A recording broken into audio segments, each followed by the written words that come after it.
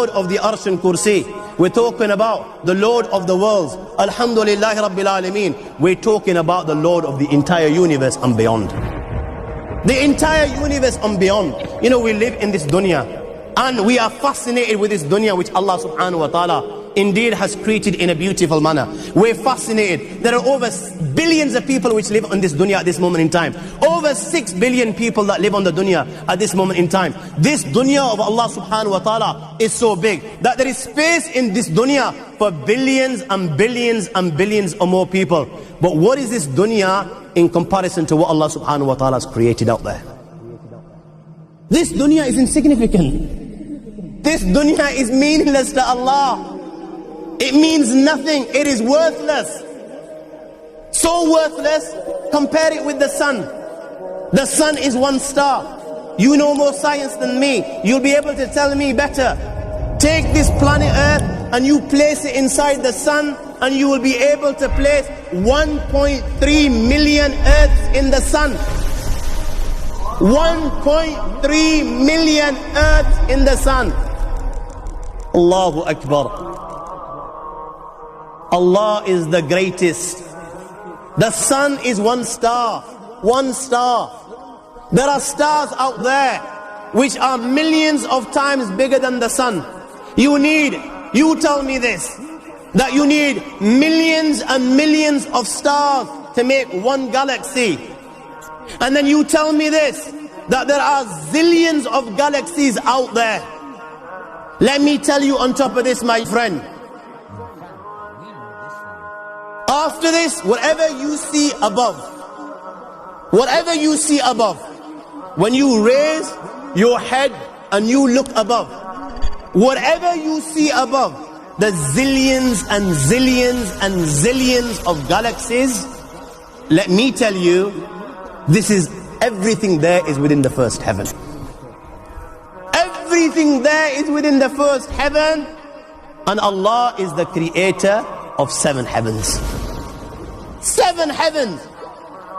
And the distance between the first heaven and the second heaven is 500 years. You know, the distance that can be covered in 500 years, at what speed? Only Allah knows. Only Allah knows.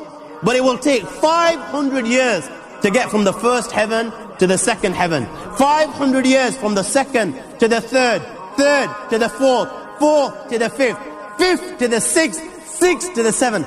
Every time it will take 500 years. After the 7 heavens,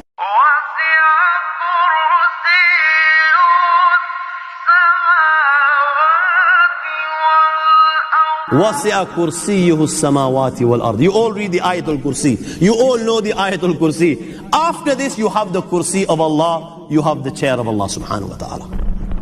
You know these 7 heavens that we've just talked about, in comparison to the Kursi of Allah, they're non-existent. They're meaningless. Rasulullah sallallahu alaihi wasallam has given an example in a hadith, just to give us a little bit of understanding with regards to the 7 heavens in comparison to the Kursi of Allah. Take a ring from your finger, take it off, the small ring that you have, and place it, let's say, in a desert, the Sahara Desert. It's the biggest desert in the world. You know that ring that we take off from our fingers and place it in the Sahara Desert?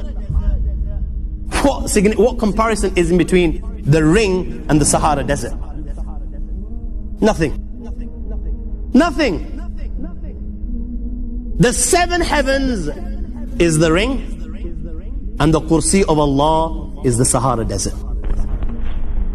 After the Kursi of Allah, you have the Arsh of Allah. وَكَانَ أَرْشُهُ عَلَى الْمَاءِ. You have the Arsh of Allah. Again, Rasulullah has explained, so just so that we can understand. Take the ring, place it in the desert. This time, the ring is the Kursi and the Arsh is the desert. What is the Kursi in comparison to the Arsh of Allah? Nothing. Then you have angels which carry the Arsh of Allah. Their heads are in the 7th heaven and their feet are in the lowest earth. My friends, then you have the Lord of the earth and kursy.